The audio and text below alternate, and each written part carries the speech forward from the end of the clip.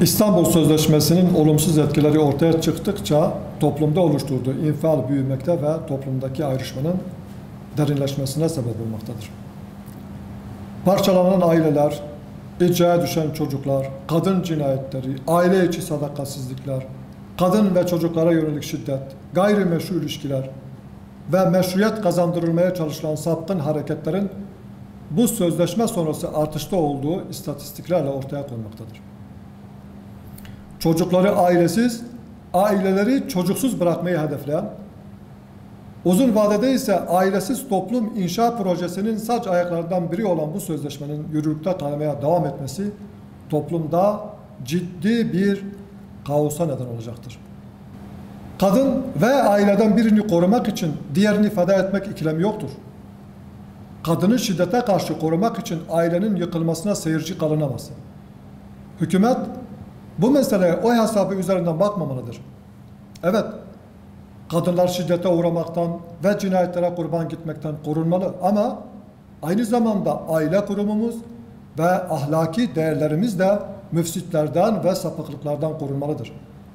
Bir an önce ifsad edici, ayrıştırıcı ve kutuplaştırıcı olan bu sözleşme feshedilmelidir. Başta 6284 sayılı yasa olmak üzere bu sözleşmenin uygulanması için çıkarılmış kanunlar yerine var olan sosyal sorunlara inanç ve ahlak değerlerimize uygun düzenlemeler yapılmalıdır. TÜİK'in Mayıs ayı verilerine göre işsizlik oranı bir önceki yılın aynı ayına göre %0.1 artarak %12.9 oldu. Öte yandan istihdam edilenlerin sayısında ise 2.411.000 azalma oldu. Bu rakama ücretsiz izne ayrılanlar dahil değildir. Hayat pahalılığı ve işsizlik başını almış gidiyor. İkisinin eş zamanlı artışı iktisadi bir garabet ve sosyal bir felakettir. TL'nin değer kaybetmesi, hayat pahalılığı, enflasyon ve rekabet gücünün düşmesi olarak geri dönerken, Hazine Bakanı'nın bunun bir tercih olduğunu dile getirmesi, diğer yandan Sayın Cumhurbaşkanı'nın meseleyi bir dış saldırı olarak açıklaması, ülke ekonomisi hakkında var olan kafa karışıklığını da daha da artırmıştır.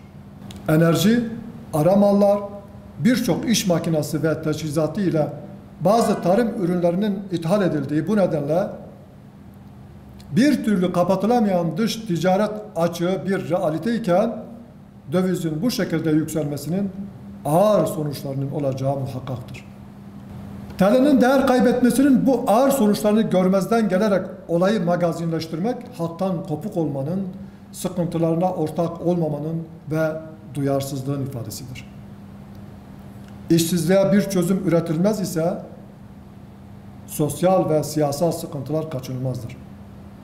Var olan sorunları halının altına süpürmek ya da yokmuş gibi davranmak sorunu ortadan kaldırmadığı gibi daha da içinden çıkılmaz hale getirmektedir. İstihdama ilişkin ciddi çalışmalar yapılmalı ve ekonomi dışa bağımlılıktan kurtarılmalıdır.